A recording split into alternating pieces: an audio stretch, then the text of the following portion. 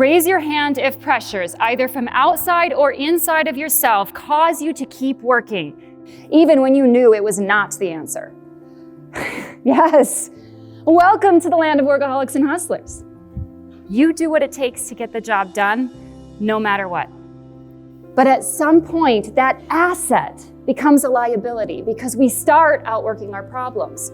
We start doing the next thing on our list instead of the best thing in our life. For 20 years, Lynne was an expert at doing the next thing on her list instead of the best thing in her life until it stopped working. Flipping off the switch for her compulsion to work helped her transform and sell her business in 12 months. Today, she's going to show us how to stop outworking our problems and start innovating so we can do our best work and live our best life. Yes, let's do this. All right. 5% chance that he would make it to 5 years and almost 0 chance my kids would have a father 10 years from now. But it didn't take that long. 10 months later, he was gone.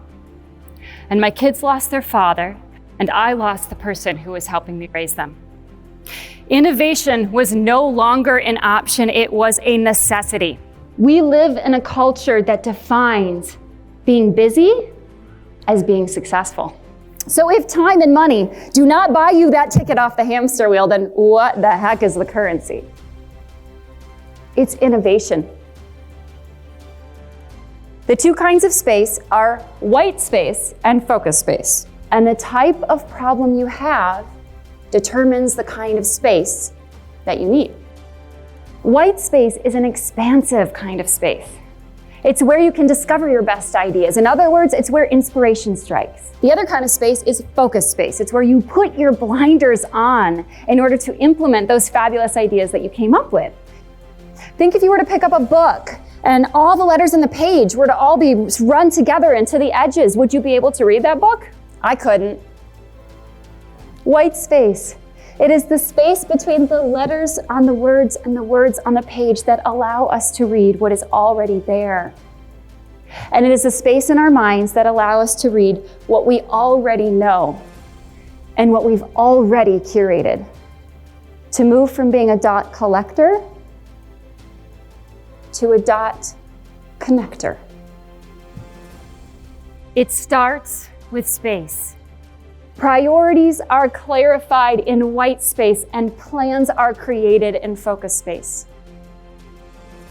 I would definitely recommend Jenny as a keynote speaker. I think that she has a really great method of getting her audience drawn in, and her message is really important, especially to corporate executives who definitely suffer from burnout. Where are you going? White space. Yes, and what's the best way to get there? White space. Yes. Wealth, meaning, and impact are not generated on a per-hour basis. And yet that is often how we live and work, with time as a governor for our livelihood and our happiness. But we are so much more than the product of our work. And our best work can only be unleashed when we realize that. So you now know how to create the right space, clarify your priorities, control your boundaries, channel your community, and cultivate your calm.